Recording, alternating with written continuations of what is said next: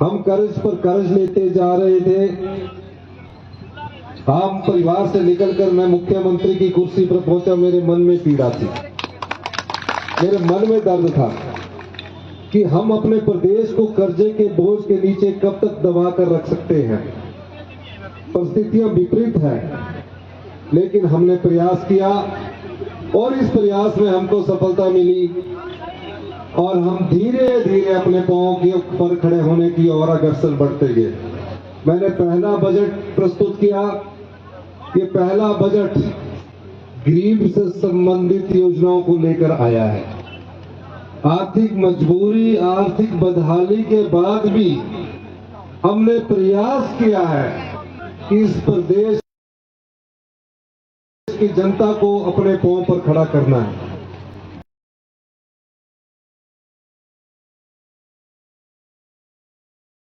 अभी इस सभागार में जितने भी लोग बैठे हैं, आप जानते हैं, आपके प्रत्येक परिवार में अगर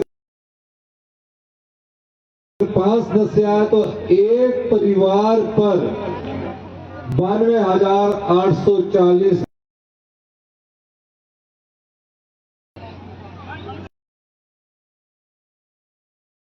अगर हम यही सोचते कि हम भी मुख्यमंत्री बन गए, रोहित ठाकुर जी भी शिक्षा मंत्री बन गए, धनीराम शांडिल जी भी शिक्षा सोशल वेलफेयर मंत्री बन गए, विलासिता की जिंदगी हम जिए, तो हम जनता के साथ धोखा कर रहे हैं। हम चाहते हैं कि हमारी अर्थव्यवस्था 4 साल में पटड़ी पर आए और 10 साल में हिमाचल प्रदेश हिंदुस्तान का सबसे अमीर और समृद्ध राज्य बने। इसी दृष्टिकोण से जब हमने बजट प्रस्तुत किया तो हमने विभिन्न जिलों की योजनाओं को देखा। अब शिमला पहाड़ी क्षेत्र और सेब का क्षेत्र है। हमारा किसान दिन रात मेहनत करे, हमारा किसान को अगर आड़ती किसी प्रकार से झूठ बोलकर ठग ले, हमने उस दृष्टिकोण से भी कार्य करना शुरू किया है। हमने कहा कई बार सेब का मूल्य कम हो जाता है, जो गरीब है उसकी मेहनत का पैसा नहीं मिलता। 10 सीए स्टोर बनाने के लिए 100 करोड़ रुपए का प्रावधान किया है और उसमें जितने भी पैसे लगेंगे वो सीए स्टोर में हमारी सरकार खर्च करेगी। रोहित ठाकुर, मोहनलाल ब्राक्टा जी और जगत सिंह नेगी जी की टीम ने बाहर ऑस्ट्रेलिया जाकर यह सीखा कि अभी जो सड़ जाता है सेब, दागी हो जाता है, आपके किसी काम का नहीं रहता। लेकिन हम चाहते हैं कि उस सड़े सेब और दागी सेब का भी आपको उचित मूल्य मिले, ताकि आपके घर में उचित पैसे उपलब्ध हो। उसके लिए भी हमने एक योजना लाई है, जिसको अभी हम जल्दी अमली जामा पहनाने लगे हैं। मैं ये बात क्यों कह रहा हूं? हम सबसे बड़े सेब उत्पादक हैं, लेकिन हमें कुछ किसान, कई बार मंडी में रेट अच्छा हो जाता है, कई बार मंडी में रेट गिर जाता है। अगर रेट गिर जाता तो आपके पास सेब बेचने का कोई चारा नहीं रहता कि हमें तो सेब बेचना पड़ेगा, नहीं तो 10-12 दिन बाद वो खराब हो जाएगा। इस दृष्टिकोण से हमने सीए स्टोर बनाने के लिए टेंडरों की प्रक्रिया भी मेरे ख्याल शुरू हो चुकी है। ये मैं आपकी आय बढ़ाने के लिए कह रहा हूं, लेकिन सब चीजों को धरातल में आने के लिए कम से कम 2 साल लगेंगे। हमारे सरकारी कर्मचारी है, कितने सरकारी कर्मचारी है, अधिकारी है, 30 साल से प्रदेश की सेवा में कोई ना कोई कार्य करते हैं। हमने वादा किया कि हम उनको ओपीएस देंगे। मैं खुद सरकारी कर्मचारी का बेटा हूं, दर्द को जानता हूं, इसलिए मैंने उनको ओपीएस देने का जो वादा किया वो हमने पूरा किया। लेकिन भारतीय जनता पार्टी की सरकार से यह पूछा जाना चाहिए कि हमारे 9,242 करोड़ रुपया, जिसमें 14% का अंशदान सरकार का है, सरकार कोई भी नहीं हो, और 10% सरकारी कर्मचारियों का है, उस अंशदान के 9,242 करोड़ रुपए भारत सरकार के पास पड़े हैं। हम उसकी भी लड़ाई लड़ रहे हैं, लेकिन इससे बड़ी एक लड़ाई हमें लड़ने के लिए तैयार रहना पड़ेगा। वो लड़ाई है, हमारे पास बहता हुआ पानी है। ठीक है, उस समय इन्वेस्टमेंट के नाम पर बड़े बड़े उद्योगपति आ गए, बड़ी बड़ी कंपनियां आ गई और बिजली उत्पादन कर दिया, और हमें सिर्फ 12% फ्री पावर देती है। मैं आपको ये बात इसलिए बताना चाहता हूं, एक पावर प्रोजेक्ट 12 साल में फ्री हो जाता है। हमने केंद्र सरकार से कहा कि हमें 12% फ्री बिजली तो मिल रही है, लेकिन 12 से फ्री बिजली का प्रतिशत बढ़ाना पड़ेगा और 12 से हमें 30% जिनके पावर प्रोजेक्ट कर्जे से मुक्त हो चुके हैं वो हमें हिमाचल की जनता को देने चाहिए। दूसरे राज्यों में भी ऐसा है, रॉ मटेरियल पानी हमारा है लेकिन हमें मिल नहीं रहा। हम आर्थिक बदहाली के दौर से गुजर रहे हैं, लेकिन विकास में कोई कमी नहीं आने देंगे। मैं ये बात इसलिए कहना चाह रहा हूं, अभी हमने समाज कल्याण की कई योजनाओं को लागू किया है। हिमाचल प्रदेश में 6000 बच्चे, ना उनकी माता है ना उनका पिता है। हिंदुस्तान का पहला प्रदेश हिमाचल प्रदेश बना जो बच्चा अपनी माता को खो दिया, पिता को खो दिया, वो किस प्रकार की जिंदगी अपनी जिए। हमने उनको एक कानूनी अधिकार दिया, चाहे वो अनाथ आश्रम में रहते हैं, चाहे अपने रिश्तेदारों के पास, मामा चाचा के पास रहते हैं। हमने कहा इन बच्चों की पूरी पढ़ाई का खर्चा पैदा होने के बाद से 27 साल तक की उम्र का हिमाचल प्रदेश सरकार उठाएगी। और हमने मुख्यमंत्री सुख आश्रय कोष 101 करोड़ रुपए की लागत से शुरू किया और तकरीबन 4 करोड़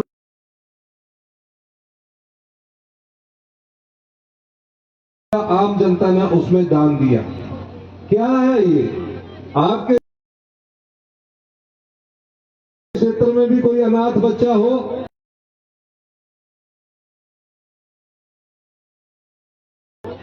आप उनसे समझाना कि सरकार ने आपको चिल्ड्रन ऑफ द स्टेट का दर्जा दिया है।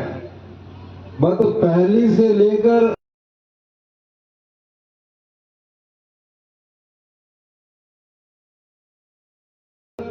उसकी जो पढ़ाई होगी पीएचडी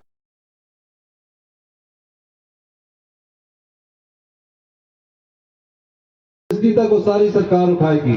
18 साल के बाद अगर वो मेडिकल कॉलेज में सिलेक्ट हो जाता है, इंजीनियरिंग कॉलेज में सिलेक्ट हो जाता है, हमारी सरकार उसके पूरे कॉलेज का खर्चा देगी, हॉस्टल का खर्चा देगी और 4000 रुपया पॉकेट मनी भी देगी। जेब खर्चे के लिए विधवा हो जाती है, कई तो इतनी गरीब होती है हमारी माताएं बहनें कि उनके पास रहने के लिए मकान भी नहीं होता है। परिवार के लोग कई महिलाओं को छोड़ देते हैं। हमारी सरकार ने इस बजट में उनको घर बनाने के लिए, वो किसी भी जाति से हो, उनको गरीब हो, वो उसको घर बनाने के लिए 1.5 लाख रुपए का मुफ्त कनेक्शन देने की बात कही है और बिजली का बिल मुफ्त में, बिजली का मीटर मुफ्त में लगाने की बात की गई है। ये बात मैं क्यों कह रहा हूं? ये हमारा सामाजिक और मानवीय दृष्टिकोण है।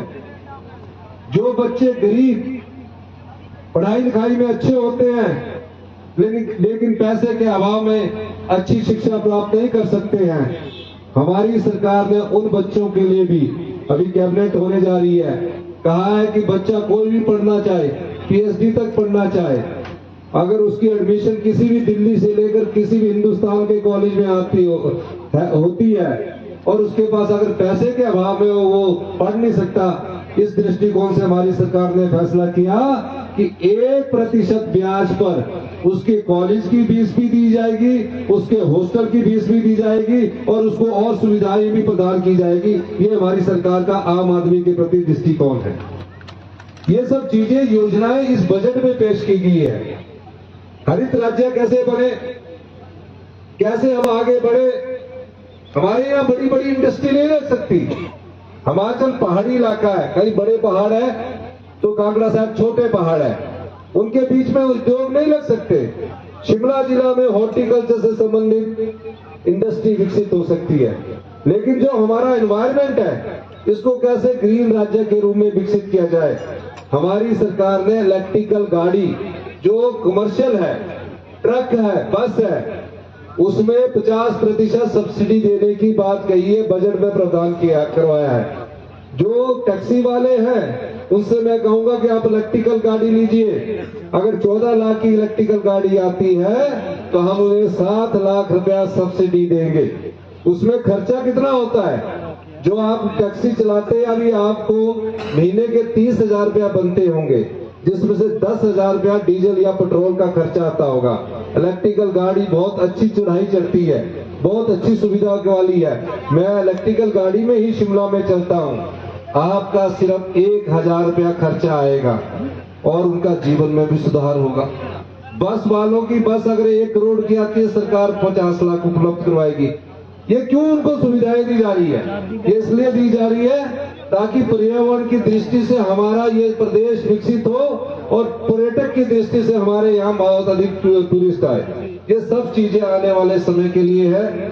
जो बरागटा जी ने मुझे कहा है, हमने 2 सुरंगों के बारे के सर्वे करने के लिए मैंने पहले ही दिशा निर्देश दे दिए, क्योंकि रोडू को मैं अच्छी तरह से जानता हूँ, डोडरा कुआर भी मैं गया हूँ। अब सुरंगें कैसे बने, ये ऐसे नहीं बनती है, बहुत महंगा काम है, ये पैसा चाहिए, लेकिन दृष्टिकोण सही है हमारा।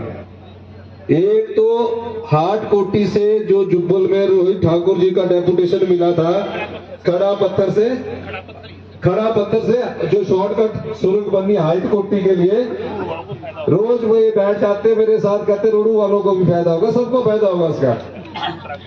और डोडरा कुआर की जो टनल की बात हमारे मोहनलाल बरागटा जी ने की है, इसको हम अभी देखेंगे, पहले इसका सर्वे करवाएंगे और हम चाहेंगे कि उत्तराखंड के चीफ मिनिस्टर से भी मेरे साथ इनकी बात हुई है कि उधर से कुआर को जोड़ा जाए। इस दृष्टिकोण से भी हमारी सरकार कार्य कर रही है। हमें हिमाचल प्रदेश को अपने पैरों पर खड़ा करना है और उस दृष्टि से हमारी सरकार कार्य कर रही है। शिक्षा का स्तर अच्छा हो, Rajiv Gandhi day boarding school बनाए जा रहे हैं, जहां गांव का बच्चा ये समझ सके, जिसके 20 करनाल में 20 बीघे में, उसके लिए हमने 50 बीघे का प्रावधान किया है। जितने गांव के बच्चे हैं उन स्कूलों में पढ़ेंगे, उनको खेलने की सुविधा होगी, जहां पानी होगा स्विमिंग पूल करने की सुविधा होगी। उसके लिए हमने हर एक विधानसभा क्षेत्र में एसडीएम हेडक्वार्टर के 3 या 4 किलोमीटर के दायरे में 1000 बच्चों के लिए डे बोर्डिंग स्कूल बनाने का प्रावधान किया है, ताकि बच्चों में ये हीन भावना न रहे कि मैं किसी इंग्लिश स्कूल में पढ़ता हूँ और दूसरा किसी दूसरे स्कूल में पढ़ता है। उस दृष्टि से हमने हर एक विधानसभा में 5-5 करोड़ रुपया उपलब्ध करवा दिया गया है। आपके यहाँ से तो शिक्षा मंत्री है रोहित ठाकुर जी, आप यहाँ से हाटकोटी के बाद इनकी कंस्टिट्यूंसी शुरू हो जाती है, जब मर्जी चाहे पकड़ ले, पर कॉलेज का स्तर भी उच्च हो, अच्छे शिक्षक मिले, हमारे बच्चे कंपटीशन में अपीयर हो, हमारे बच्चे पूरे हिंदुस्तान में अपने बच्चों का हिंदुस्तान के बच्चों से मुकाबला करें। इस सरकार से हम आधारभूत ढांचे में भी बदलाव करने जा रहे हैं। ये कोई एक दिन में नहीं होगा, इसके लिए समय लगेगा, लेकिन पैसे की कमी ना शिक्षा में आने देंगे ना स्वास्थ्य में आने देंगे। एक आदर्श स्वास्थ्य संस्थान हम रोडू में भी बनाएंगे जहां सभी सुविधाएं हों। उस दृष्टि से हमारी सरकार कार्य कर रही है। बाकी बरागटा जी ने इतनी मांग रख ली, प्रोग्राम तय नहीं किया कि मेरे को सब कुछ, क्योंकि इन्होंने कहा कि एक बार मैं मांग कर लेता हूं, दोबारा मुख्यमंत्री को बुलाने का मुझे समय नहीं ना मिले, इसलिए इतनी डिमांड रख ली इन्होंने। लेकिन मैं आपके क्षेत्र का दौरा करूंगा, डोडरा कुआर भी करूंगा, जाऊंगा। आज तो ब्लॉक कांग्रेस कमेटी का ये कार्यक्रम है। मैं आपको एक आश्वासन देना चाहता हूं, शिमला जिला से सभी अब मंत्री है, रोडू से स्टार्ट होते तो जुब्बल कोटखाई आ गया, जुब्बल कोटखाई से स्टार्ट होते तो विक्रमादित्य सिंह जी आ गए, विक्रमादित्य सिंह जी से एक तरफ हमारे अनिरुद्ध सिंह जी आ गए, सारे, फिर उधर हर्षवर्धन चौहान जी आ गए, फिर धनीराम शांडिल जी आ गए साथ में। तो अब भी विकास में कोई कमी नहीं होनी चाहिए, पर 2 चीजों में हमारा दिमाग, 3 चीजों में हमारा ध्यान है। गरीब तक सरकार की रोशनी पहुंचनी चाहिए, दूसरा, हमारे शिक्षा संस्थान बहुत अच्छे बनने चाहिए। 2 साल में आप हमारे पहले शिक्षा संस्थान Rajiv Gandhi day boarding school देखेंगे। तीसरा, हमारे हेल्थ के इंस्टीट्यूशंस अच्छे होने चाहिए। चौथा, स्वच्छ पीने का पानी आपको मिलना चाहिए। जो सरकार के दायरे में हम उस दृष्टि से काम कर रहे हैं। ऐसा नहीं है अभी तो हमने कल और कर्जा उठाना है, लेकिन मैं यह कह के जा रहा हूं, आज अगर हम कर्जा उठा रहे तो वैसा कर्जा नहीं उठा रहे जो पिछली सरकार भारतीय जनता पार्टी के लोगों ने उठाया था। हम जो कर्जा उठा रहे वो गरीब तक उसकी रोशनी पहुंचनी चाहिए। उस दृष्टि से हमारी सरकार कार्य कर रही है। इस बार का बजट 40 साल बाद ऐसा बजट पेश किया गया है जो व्यवस्था परिवर्तन का बजट है। हम सत्ता में सत्ता सुख के लिए नहीं आए हैं। मैंने कई बार कहा है, हम व्यवस्था परिवर्तन करने आए हैं। अभी आप देखेंगे शिक्षा क्षेत्र में सुधार हो रहे हैं, फॉरेस्ट कॉर्पोरेशन में, फॉरेस्ट डिपार्टमेंट में सुधार हो रहे हैं। हमने नियम बनाने के लिए कह दिया है, हमने कहा कि सूखे पेड़ हमारे जंगलों में सड़ जाते हैं, कोई उठाता तक नहीं है। पेड़ जंगल में सूख जाते हैं, काटने की परमिशन के लिए लाखों दिन चक्कर लगाने पड़ते हैं, आय होती नहीं है। उस दृष्टिकोण से हम बदलाव कर रहे हैं कि उस क्षेत्र में किस प्रकार से गार्ड को पावर देनी है, कैसे जंगलों की रक्षा करें। तो वन मित्र और राखा होते थे पुराने समय में, उनको रखने की प्रक्रिया में हमारी सरकार कार्य कर रही है। हम वनों को भी बचाना चाहते हैं। कई परिवर्तन व्यवस्था परिवर्तन के दौर में आ रहे हैं। आने वाले समय में आपको पता लगेगा कि आपके हाथ में हमारी सरकार, आपके हाथ में आपकी आय को आगे बढ़ाने के लिए प्रयास कर रही है। इन्हीं शब्दों के साथ मैं एक बार फिर से रोहडू विधानसभा क्षेत्र में मोहनलाल बरागटा जी और ब्लॉक कांग्रेस कमेटी के लोगों का बहुत बहुत धन्यवाद करता हूं, क्योंकि कार्यक्रम जिसमें जाना वो बार बार फोन कर रहे हैं।